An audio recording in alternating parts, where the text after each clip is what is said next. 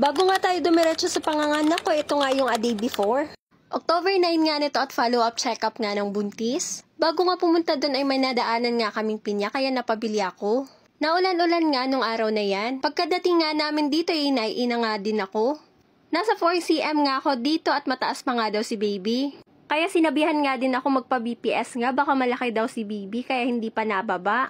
Pagtapos ko nga ma-IE dito ay nilagyan nga ako ng Primrose sa pinakaloob talaga. Pagtapos ko ang nilagyan ng Primrose dito, kinuhaan na din ako ng BP. Bago nga kami umuwi, bumili nga muna kami ng Primrose. Kasi nga naubusan na nga din ako. Maya't maya na nga din naninigas yung tiyan ko, kaya si daddy na nga yung kumikilos. Kumakain nga siya ng puto bongbong dito, kaya pinipilit nga din akong kumain. Sabi ko nga ayaw ko nga kasi matamis nga. Mapapanganga ka talaga kasi mahirap nga tumanggi sa grasya. Kumain na naman nga ng pizza kaya sinubuan na naman din ako. Pagtapos ng magmerienda, gumawa pa nga ako ng video sa TikTok. Ayun nga't in-squat ko na nga yun para nga bumaba si baby. At syempre gabi na nga nito at nandyan na nga yung kulitan ng mga anak ko at asawa ko. Sa labas na nga kami kumain kasi gusto ko nga kumain ng ramen. Kaso pagpunta nga namin doon ay wala nga silang tinda. Kaya dito na nga lang kami sa Las Piñeros inasal kumain at sinubukan nga yung pagkain nila. One rice nga lang yung sakan kasi nga diet ako. Diet nga daw pero liempo yung in-order. Dito ngayon naghahanap na nga ako ng masasandalan kasi nga naninigas yung tiyan ko at gusto ko ngang sumandal. Di na nga naubos ni daddy kaya umuwi na nga din kami. October 10 na nga nito at nasikaso ko pa nga yung panganay ko. Habang nagpa-plansya nga ng uniform ng panganay ko ay panay na nga yung pananakit ng puson ko. Di ko nga nafe-feel na parang napupups ako kaya sabi ko baka hindi pa nga ako manganganak. Nagkilamos na nga muna ako dito tapos nag-makeup nga in case na manganganak nga ako ay fresh nga. Papasok na sana sa trabaho yung asawa ko at naka-uniform na nga siya. Pero sabi ng asawa ko ay mag-half day na nga lang daw siya at magpa-check up daw kami. At baka nga ay manganganak na nga ako. Pagkadating nga namin doon agad nga akong pinahiga para i-check nga kung ilang cm na ako. 6:27 AM ngayon nasa 6 cm pa nga ako. Nilagyan na nga ako ng dextrose dito at nagle-labor na nga din daw ako. Nung pagkalagay nga ng dextrose sa akin hindi na nga natigil yung hilab ng tiyan ko. Kaya hindi na nga ako mapakali dito. Nasa 6:45 AM nga to humihilab pa nga din yung tiyan ko. Pinapahiga na nga ako dito pero hindi ko nga maihakbang yung paa ko. Kaya napaupo na nga lang muna ako. Sinasabihan ko na nga yung asawa kong itigil na nga yung video kasi nga ang pangit ko na nga tignan. 6:51 AM na nga at nakahiga na nga ako dito. Hindi pa nga fully yung cm ko, nasa 9 cm pa nga lang ako. Kaya pinatagilid na nga lang muna ako ng midwife. Kaya kung feeling daw napupups ako, i-erect ko lang daw. 7 AM nga ay pinatihayan na nga din ako para mag-push na nga. Umiring nga ako ng isang mahaba dito, tapos sinundan ko nga agad. At yun na nga yung lumabas na nga si baby.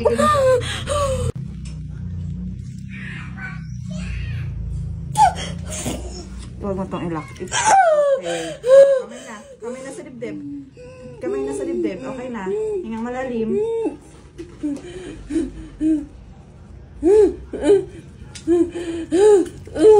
Okay, congratulations. It's a baby girl. Okay ka lang? Okay. Congrats.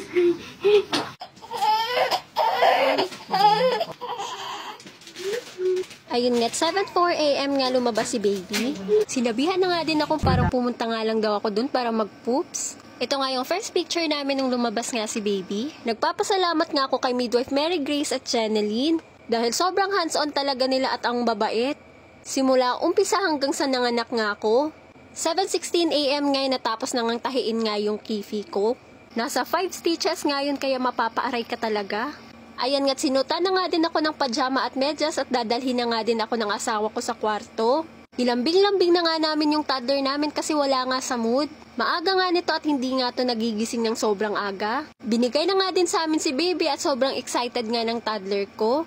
Ayun nga't kinarga na nga din ng asawa ko at pinakita nga sa toddler ko. At syempre yung toddler ko ay gusto nga din kargahin.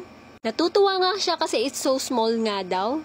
Mabuti na nga lang nandito nga yung kapatid ng asawa ko. Bumili na nga din siya ng almusal para nga makakain nga kami. At makainom na nga din ako ng gamot. Alam mo yung feeling na pagtapos mo ngang mga nakang sarap ngang ihigop ng sabaw? Kaya naubos ko nga agad yun. Ito na nga yung unang struggle ko pagtapos manganak. Unang lakad mo nga yung mapapaaray ka nga. Pumunta na nga ako ng CR para nga palitan nga yung diaper ko. At syempre napaihina naman ako at sobrang hapdi nga. Pagtapos ko nga umihi, nilinisan ko na nga din to. At syempre, sariling sikap ka talaga. Kasi yung asawa ko ay nagbabantay nga sa baby at toddler nga namin. Pangatlong anak ko na nga to at parang nasasanay na nga din ako sa sakit. Mabuti na nga lang at high pain tolerance nga ako. At kayang-kaya ko na nga din yung mga sakit. Nagutom nga ako ulit kaya sinubuan nga din ako ng asawa ko. Ang ganda nga mga anak dito sa Little Miracles Maternity Clinic, parang naka-private ka nga din. Bukod sa ambait na mga midwife, ang ganda nga din ng place nila. Mapapa-feel at home ka nga talaga dito.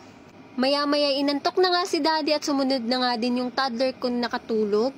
Lunch na nga nito at dumating na nga yung panganay ko galing sa school. Tuwang-tuwa nga yung panganay ko at gusto na nga din kargahin. Lumabas na nga yung bayaw ko para nga bumili ng tubig. Kasi nga naubusan nga kami ng tubig.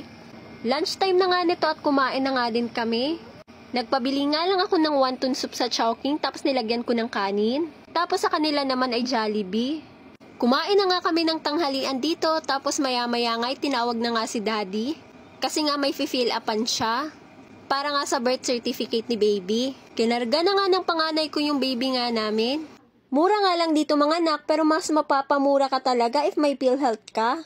Pag dito ka nga mga anak, meron ka nga ding free newborn photography session. Kaya sobrang sulit talaga pag dito ka nga nanganak.